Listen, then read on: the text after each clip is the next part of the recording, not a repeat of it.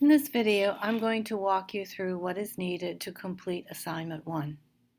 First of all, you're going to find Assignment 1 under the Assignments tab. Let's click on Assignment 1. We notice that it is due October 12th and that there are a couple of options. You can work by yourself or you can work with a single friend, and both people put their name on the assignment, and there will be a 10-point deduction if you choose that option. Otherwise, work independently. Everything must reflect your own understanding. In each assignment, you'll be given a Word document with instructions. In this case, it's in Assignment 1, but you also have to read the background information for Assignment 1. You'll be given an Excel file with some data. That Excel file will remain the same throughout the semester, and you will be given a video for each assignment to guide you through the mechanics of completing that assignment. So, let's go back to our home page. What you will need to do when you start your assignment is to open StatCrunch. You're going to open the StatCrunch website, and you're going to select a file on your computer. Now, that Excel file that I attached to Assignment 1 is the Excel file you're going to be using. So prior to opening StatCrunch, you have to save that file on your computer. My demo file has been saved on my computer. My demo file is called Mass Data. So I am going to open my Mass Data file, and I'm going to load that file into StatCrunch. So the data consists of school districts in the Boston area, what the county is, the per capita income. Now, if I want to expand this to see the full description of that variable, I can do that. Stuff on the number of households, the SAT reading, writing, and math.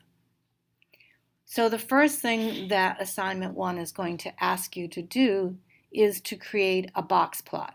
You're going to go under Graph and pick Box Plot. For demo purposes, I'm going to create a box plot for SAT reading, writing, and math. I'm using a Mac computer, so I'm going to have to hold down the Command key to select all three variables. I want to use fences to identify the outliers, and I want to draw the boxes horizontally. And then we're going to hit Compute. So there's a box plot displaying the three variables I selected. These are the fences, and each exam has both low outliers and high outliers. I want to put this box plot in my assignment. Couple of options. If I'm a PC user, I can pick Copy, and then it says use Control-click to copy the image, and I can paste it in my document. If I'm a Mac user like myself, I have to hold Command, Shift, and 4, and then I have to put a box around it, open my Word document, and then I have to do picture from a file, and that screenshot has been put, that screenshot has been put on my desktop. Double click on it. There it is. It's huge. I make it smaller. Make it really small. And put it in my put it in my assignment. So you'll notice my name is on my assignment, and my box plot is now in my assignment as well. So the next thing I'm going to do is I'm going to go back to my box plot, and I want to look at the median for all three exams. For math, it's 519. For writing, it's 501. And for reading, it's 507.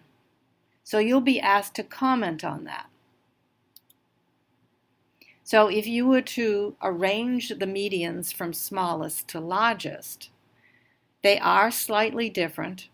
Writing is the smallest, reading is the next highest, and math is the highest. So the highest performing exam was mathematics, the lowest performing exam was writing. If we want to examine the variability of these three exams, we're going to be looking not at the outliers, we're going to be looking at the width of the box, which is measured by the IQR. So the IQR is 50 versus 54 versus 48. Comment on that. The variabilities as measured by the IQR, the width of the box, if they are ranked from smallest to largest, reading is the least variable exam, math in the middle, and the most variability is in the SAT writing exam. Let's go back and look at some outliers. I could look at outliers for all three exams, and you may be asked to do that on your assignment. But for now, I'm going to focus on the math exam.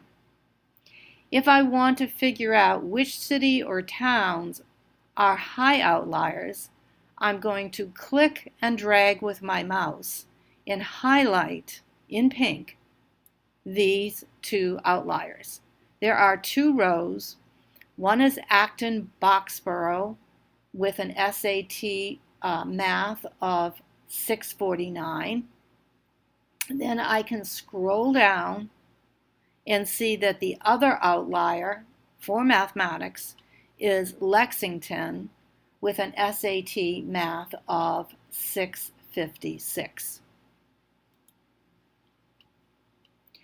So I could comment on my assignment that there are two high outliers. I want to name them and give their SAT math score. When it comes to the low outliers, I want to clear the highlighting created by the high outliers and highlight the low outliers. So on the low side, we have Lawrence with an SAT math of 404. And if we scroll, we find the other low outlier is Southbridge with an SAT of math of 397. Once again, that's worth commenting on what the two outliers are for SAT math, both the name of the city or town and the SAT math score. You're also going to be asked for the quartiles. So here we go. We go back, we clear the highlighting, and if you want the quartiles, all you need to do is position yourself over the box, and you will see the Q1, the median, and the Q3 for all three exams. Once again, you'll be asked to mention what they are for all three exams, but for the purposes of this video, we're only going to look at SAT math. So the summary for SAT math, here are the quartiles. And let's see, this should have said Q3. My apologies. Q1 is 498. The median we've already commented on, and Q3 is 548. And the interquartile range, the difference between Q1 and Q3, is 50. So you're going to be asked to compute the fences and show your work. The lower fence, lower quartile minus 1.5 interquartile range. Upper fence, upper quartile plus 1.5 interquartile ranges. Here's the computations. What does this mean? It means in order to be a high outlier for SAT math, you have to exceed 623. Let's just check back. For SAT math, the high outliers were Lexington at 656 and Acton-Boxborough at 649.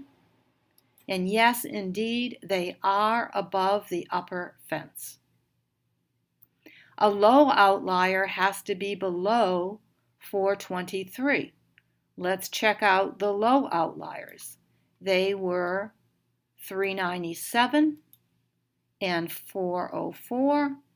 And yes, indeed, those are both below the 423 that is the cutoff for low outliers.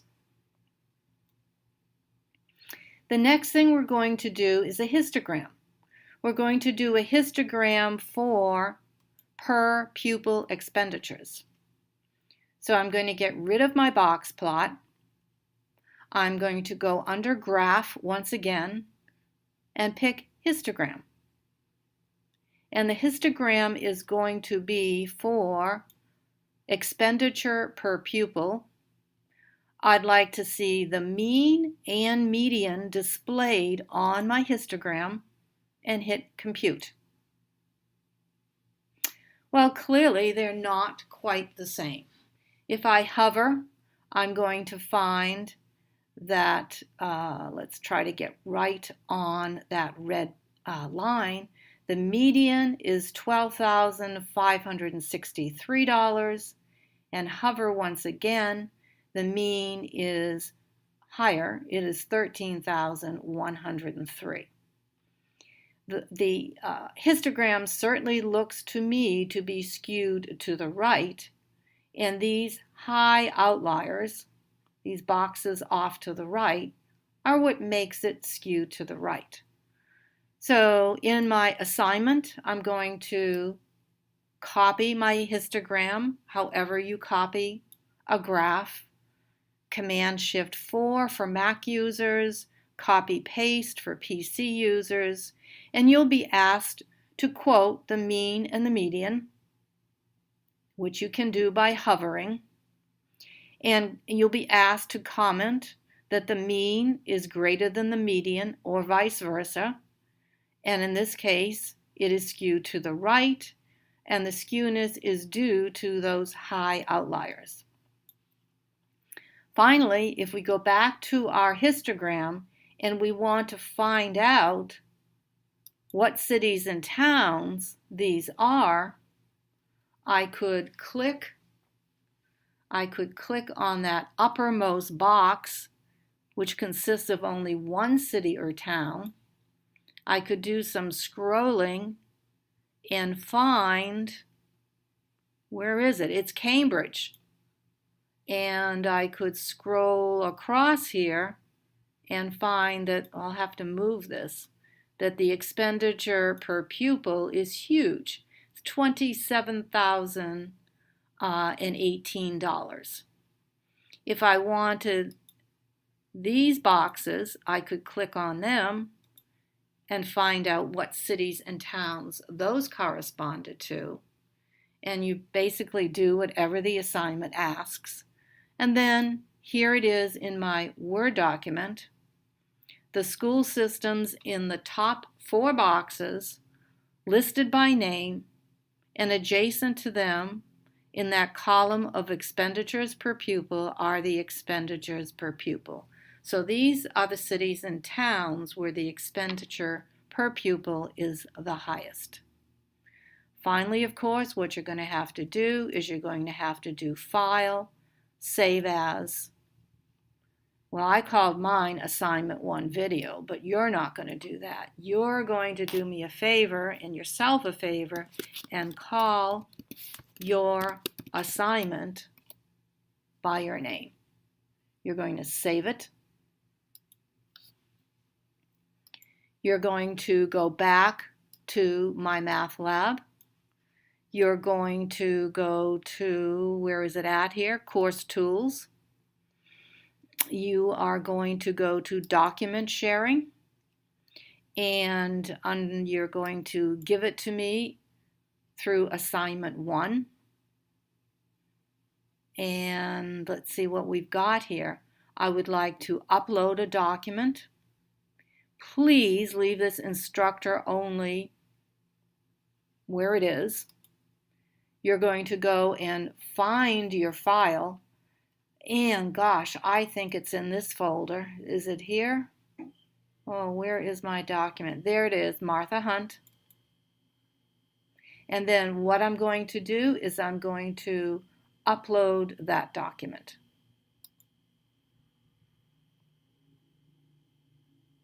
And that's it. Oh, the description, we could call it Martha Hunt again. And we're going to add an entry. And there it is. So when I come to view the assignments, I should see everybody's assignment with their name in both places. That's it.